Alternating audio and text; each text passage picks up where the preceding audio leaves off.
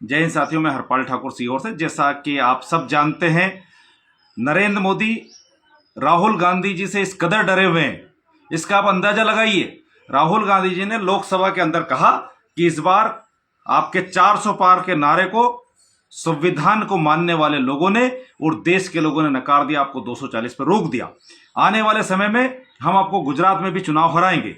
और उसी क्रम में पिछले कुछ समय पहले राहुल जी ने एक दिन का विजिट किया वहां पर, और उसके बाद कांग्रेस का अधिवेशन वहां हुआ, ऐतिहासिक अधिवेशन हुआ, जहां पर एक तरह से नई ऊर्जा के साथ राहुल जी ने वापस गुजरात के चुनाव की तैयारियां शुरू की। कल वो 2 दिन के लिए गुजरात जैसे ही पहुंचे तो मोदी और शाह इतने डर गए कि इन्होंने ईडी को लगाया, और ईडी ने 12 साल पुराने मामले में चार्जशीट में आदरणीय सोनिया जी और राहुल जी का नाम डाला। 2022 में 50-60 घंटे पूछताछ हुई, इसके पहले हुई, लगातार हुई। अगर वास्तविकता में उसमें कुछ था तो अब तक उसमें चालान पेश होकर के कार्रवाई हो जाना चाहिए थी।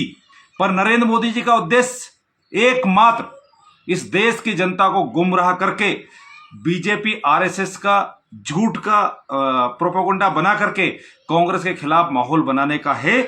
जो सुन लीजिए नरेंद्र मोदी जी, हम लोग पहले गोरों से लड़े थे, अंग्रेजों से, और आप उन अंग्रेजों के जासूस थे।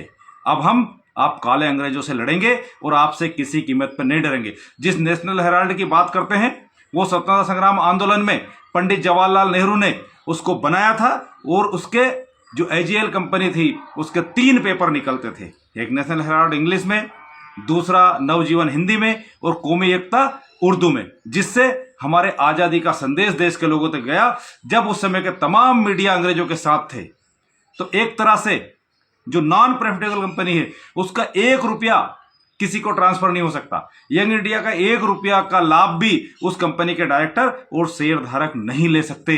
तो इसमें मनी लॉन्ड्रिंग कहां हुई? एजीएल के पास जो जमीन है लखनऊ को छोड़ के, बाकी सब लीज पे है, तो 2000 करोड़ की या 4000 करोड़ की कैसे हुई? तो एक तरह से जो इनके पुरखे अंग्रेज नहीं कर पाए, वो ये करना चाहते हैं, नेशनल हेराल्ड की संपत्ति को अपने हाथ हथियाना चाहते हैं, और कांग्रेस के खिलाफ झूठा प्रोपेगेंडा लगाते हैं। जो लोग अंग्रेजों से नहीं डरे, वो मोदी जी आपका इतिहास माफी मांगने का, आपके नेताओं का इतिहास माफी मांगने का, कांग्रेस के कार्यकर्ता और राहुल गांधी जी का नारा है, डरो मत। तो ना राहुल गांधी जी डरेंगे न झुकेंगे, क्योंकि हिंदुस्तान की आवाम, हिंदुस्तान के लोग उनके साथ है, और कांग्रेस पार्टी के लाखों करोड़ों कार्यकर्ता उनके साथ है।